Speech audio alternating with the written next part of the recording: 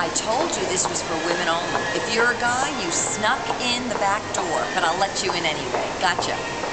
I am here to ask you a very important question, and chances are, if you're a guy, you ought to hear it too.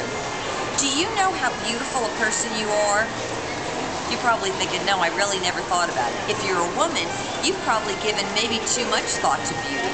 I got so inspired earlier this week, Monday to be exact, when I got up early, changed my classes to work out, and found myself at a dance fusion class. The dance fusion class was being taught by a woman who was probably about my age, and if you were to find her, look at her on the street, you would not imagine her to be a dance instructor. But can I tell you something? This woman was an absolutely fabulous instructor. She had a body, first of all, like Botticelli.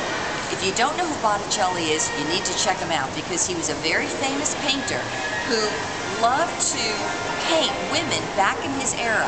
And back in his era, the most beautiful women were the full-figured women.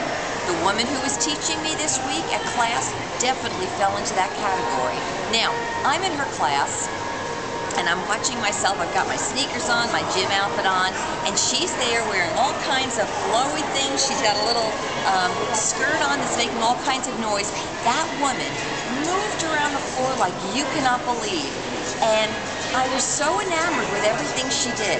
And all I thought about is, what a beautiful woman she is. She was absolutely stunning.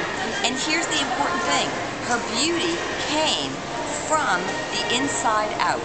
She was attractive to look at, but let me tell you what, her grace, her intelligence, her ability to move about the dance floor, whether she was doing jazz moves or Bollywood moves, or even when it came time to stretch and she was like Gumby, she was absolutely elegant. She was almost like the Renaissance woman.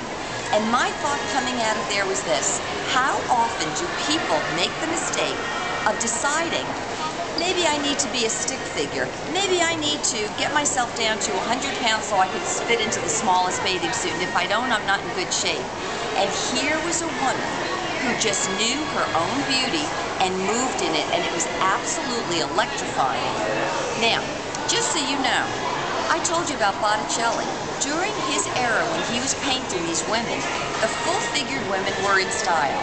When I grew up back in the, let's say in the 1960s, the style of women that apparently were the standard were the size of Twiggy. She literally looked like a twig.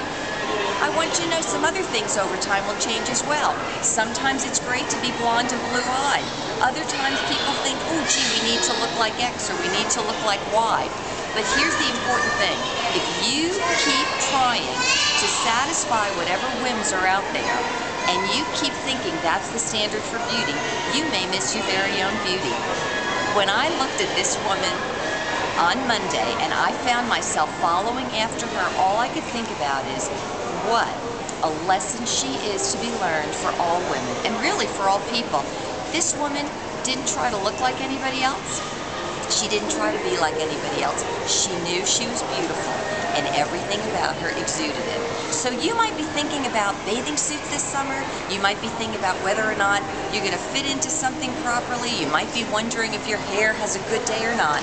All you need to know is, are you beautiful on the inside? Because once you know that, regardless of the styles, regardless of the changing of the times, you will always exude that beauty.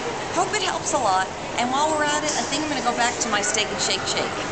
Have a great one. This has been Maura with Maura4u. Bye-bye.